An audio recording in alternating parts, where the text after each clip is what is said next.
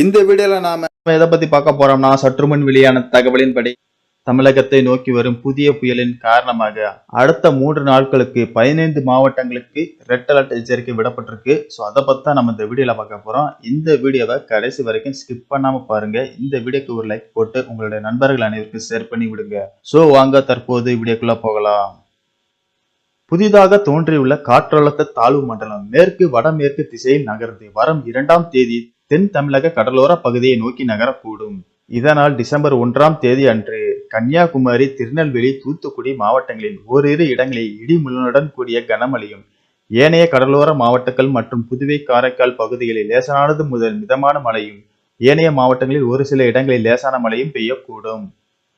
December 2ஆம் தேதி அன்று கன்னியாகுமரி, திருநெல்வேலி, தூத்துக்குடி, ராமநாதபுரம், தென்காசி மாவட்டங்களில் ஓரிரு இடங்களில் அதி கனமழையும், தேனி, மதுரை, சிவகங்கை, புதுக்கோட்டை மாவட்டங்களில் ஓரிரு இடங்களில் கனமழை முதல் மிக கனமழையும் பெய்யும்.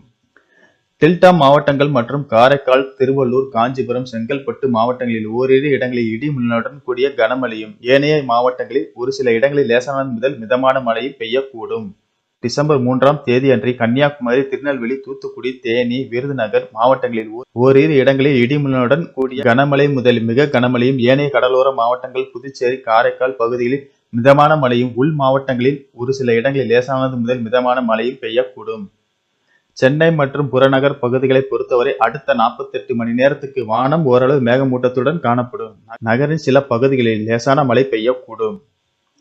வங்கக்கடல் மற்றும் தெற்கு அந்தமான் கடல் பகுதிகளில் சூறாவளி காற்று மணிக்கு 40 முதல் 60 கிலோமீட்டர் வேகத்தில் வீசக்கூடும். இவ்வாறு சென்னை வானிலை ஆய்வு மையம் தெரிவித்துள்ளது.